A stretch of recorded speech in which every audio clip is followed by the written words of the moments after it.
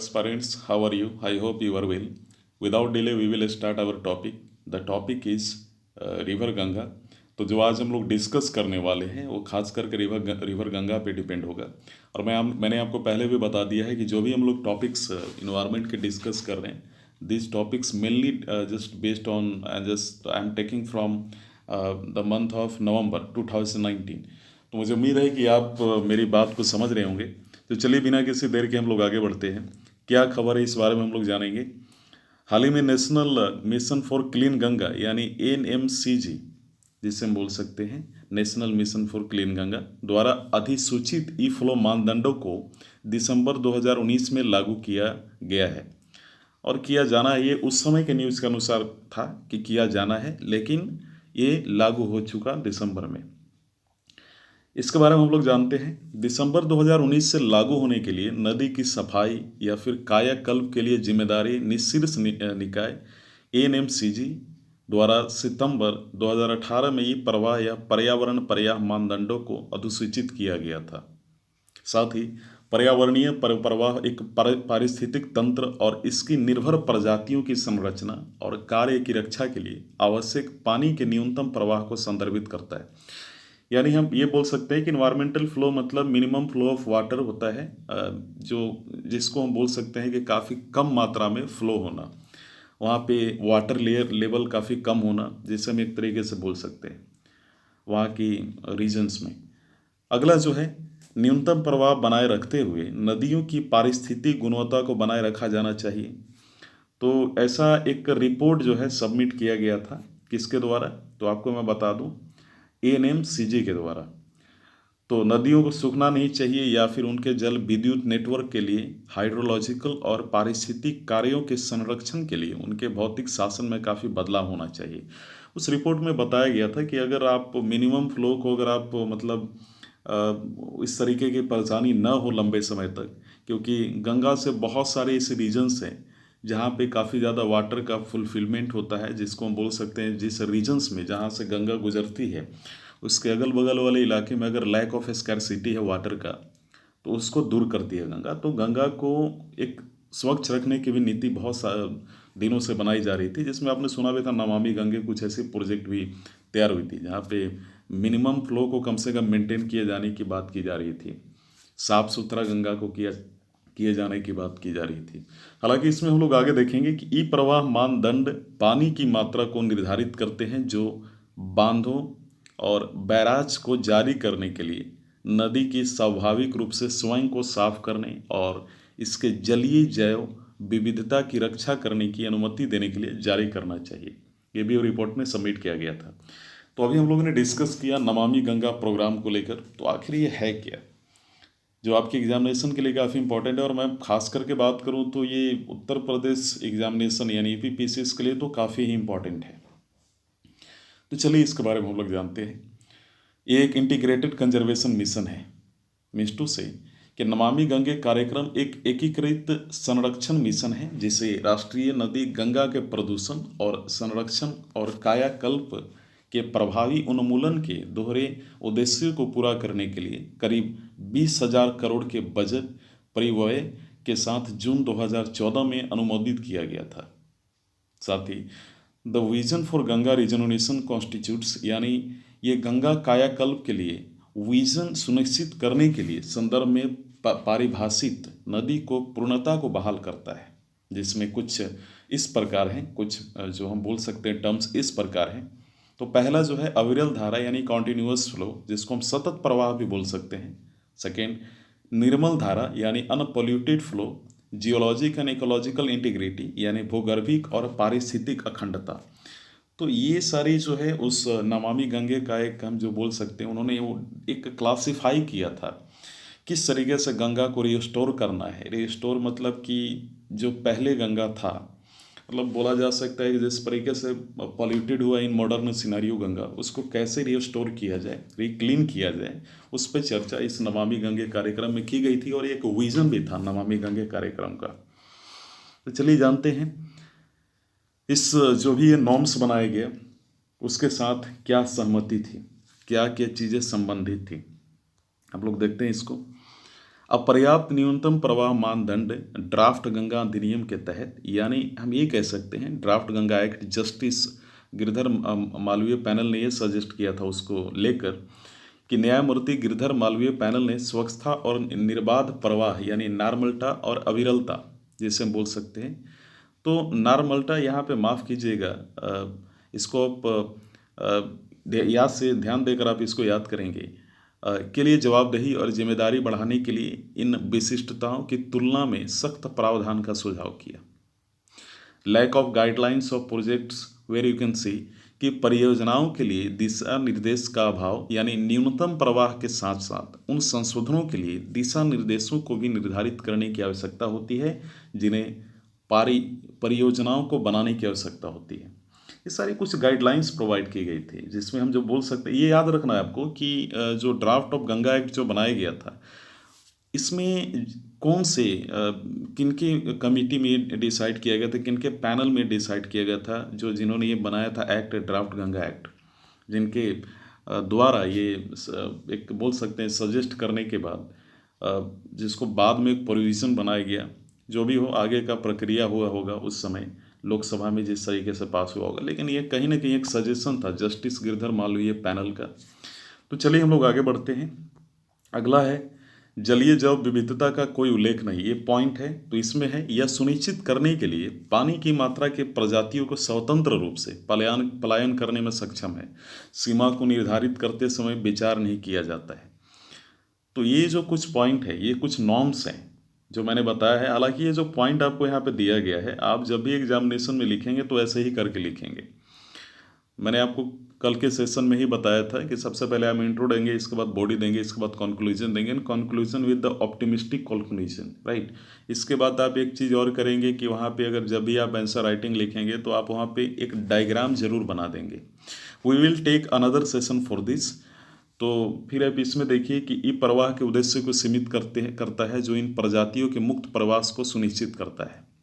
साथ ही पर्यावरण विद यानी इन्वायरमेंटलिस्ट व्यू, यानी कुछ इन्वायरमेंटलिस्ट व्यू, ये तो हम लोगों ने देखा है कि एक जस्टिस गिरधर का ये व्यू था, वहाँ पे पैनल का व्यू था, लेकिन जो पर्यावरण विद हैं उनका क्या मानना है इस बारे में, वो उनका क्या नज़रिया है। तो नज़रिया इस प्रकार है कि कुछ इन्वायरमेंटलिस्ट का मानना है कि नदी की प्राकृतिक यानी नेचुरल फ्लो, प्राकृतिक प्रवाह को सहन करने के लिए हरिद्वार कुंभ क्षेत्र में सभी पनबिजली परियोजनाओं यानी बोल सकते हैं हाइड्रो इलेक्ट्रिक प्रोजेक्ट के साथ साथ खनन यानी माइनिंग पर पूरी तरह से प्रतिबंध लगाया जाना चाहिए।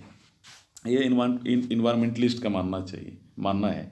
तो आप अगर एग्जामिनेशन में इससे संबंधित कोई क्वेश्चन आती है तो यू कैन कोट देयर। अगला है कि इसके अलावा 3 बांधों के मालिकों ने कहा है कि वे अधिसूचना के अनुसार अपने जलाशयों से प्रवाह को नहीं बढ़ा सकते क्योंकि इससे उनकी बिजली उत्पादन क्षमता कम हो जाएगी और भारी वित्तीय नुकसान होगा। मीन्स टू से जो वहाँ पे हाइड्रो इलेक्ट्रिक प्रोजेक्ट चल रही है वो प्राइवेट हैं, तो उनके जो मालिक हैं जो भी ये हाइड्रो इलेक्ट्रिक प्रोजेक्ट चला रहे, तो आपको मालूम होगा, इसके बारे में आपने पढ़ा भी होगा क्लास 8 या 9 के ज्योग्राफी के बुक में, तो वहाँ पे किस तरीके से हाइड्रो इलेक्ट्रिक प्रोजेक्ट को किस तरीके से चलाया जाता है, क्या प्रोसेस होते हैं, क्या प्रोसीजर्स होते हैं। तो ये जो मालिक है जो डैम को यानी बांध जो बनाए हैं, जो उन्होंने बनाया है गंगा के फ्लो के बीच, गंगा नदी के बीच, तो उन्होंने ये सारा बोला है कि अगर हम लोग ऐसा करते हैं तो बिजली उत्पादन की क्षमता कम हो जाएगी और हमारा काफ़ी इकोनॉमिकल डिस्ट्रक्शन होगा, तो हम ये नहीं करेंगे इतनी। तो हालांकि अगर ऐसा हमें अगर चाहते हैं कि अगर ऐसा वो करें तो इसमें गवर्नमेंट को कोई इनिशिएटिव लेना होगा।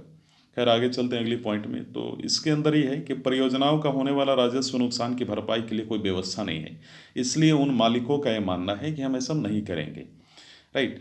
तो वो बिजनेसमैन है, बिजनेसमैन जैसा ही सोचेंगे, इस वजह से उन्होंने ऐसा पॉइंट अपना जो है आर्गुमेंट दिया। तो अब चलिए चलते हैं, इंडिया स्मार्ट ग्रिड फॉरम क्या है यानी ISGF। तो हो सकता है कि आपके एग्जामिनेशन में आ जाए कि define and write the role of describe the role of ISGF यानी India smart grid forum, question आने की संभावना बन सकती है। यह भारत सरकार के मंत्रालय की एक सार्वजनिक निजी भागीदारी पहल है। ISGF स्मार्ट ग्रिड और स्मार्ट शहरों पर वैश्विक ख्याति के थिंक टैंक के रूप में विकसित हुआ है।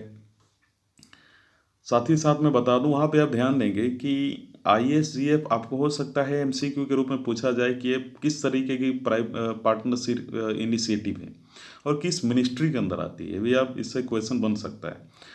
हालांकि जनादेश यानी मैंडेट मीन्स जनादेश हुआ, यानी भारत में स्मार्ट ग्रिड्स को बढ़ावा देने के लिए नीतियों और कार्यक्रमों पर सरकार को सलाह देना, मानकों के विकास में राष्ट्रीय और अंतर्राष्ट्रीय एजेंसियों के साथ काम करना और प्रौद्योगिकी चयन और प्रशिक्षण और क्षमता निर्माण में उपयोगिताओं और नियामकों को और उद्योग की मदद करना, ये कुछ हम बोल सकते हैं कि जिसके बारे में अभी हम लोगों ने बात की, ISGF का एक कहीं ना कहीं इनिशिएटिव या उसके बारे में इसका एक बोल सकते हैं इसका एम है ये, जिसके बारे में अभी हम लोगों ने देखा।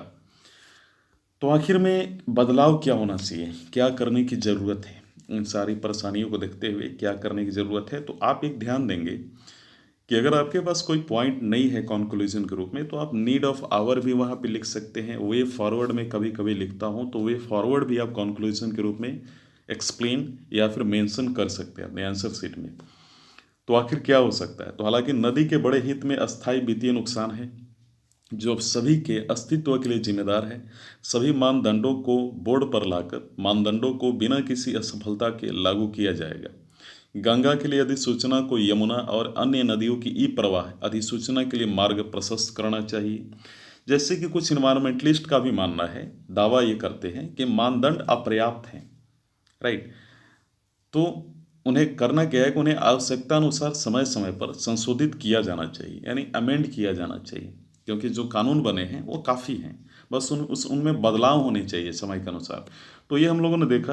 और एक चीज़ जो सबसे ज़्यादा इम्पोर्टेंट थी, हमें ये ध्यान देना है कि जो गंगा नदी है किन किन राज्यों से, क्वेश्चन ये भी बन सकता है किन किन राज्यों से होकर गुजरती है, राइट।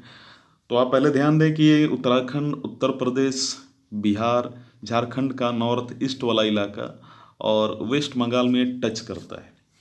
हालांकि इसे आप बिल्कुल मत समझें कि आप एक देख सकते हैं कि एक जो गंगा का जो फ्लो है नॉर्थ ईस्टर्न स्टेट की ओर भी जा रही है, यानी त्रिपुरा मेघालय से कहीं ना कहीं टच कर रही है। तो आप ये बिल्कुल मत सोचें कि गंगा उधर जा रही है, यहाँ से एक दूसरी नदी निकलती है। खैर, वो दूसरी नदी का आपको नाम बताना है कमेंट बॉक्स में। तो आप यहाँ पे देख सकते हैं जैसे ही वहाँ से निकलता है यानी गंगोत्री से, तो आपको ये भी क्वेश्चन बन सकता है कि उत्तराखंड में जो है रुद्रप्रयाग किस रीजन में लाइक लोकेटेड है। ये भी हो सकता है कि north eastern of Uttarakhand, north western of Uttarakhand, right, the centre of central part of Uttarakhand, इस तरीके से पूछा जा सकता है। खैर, तो वहाँ पे काफ़ी ज़्यादा हाइडल पावर प्रोजेक्ट्स हैं और इन्वायरमेंटल फ्लो काफ़ी कम है। एंड आपको मालूम है कि इन्वायरमेंटल फ्लो मतलब क्या होता है, राइट। मैंने आपको बता भी दिया एक्सप्लेनेशन में अभी।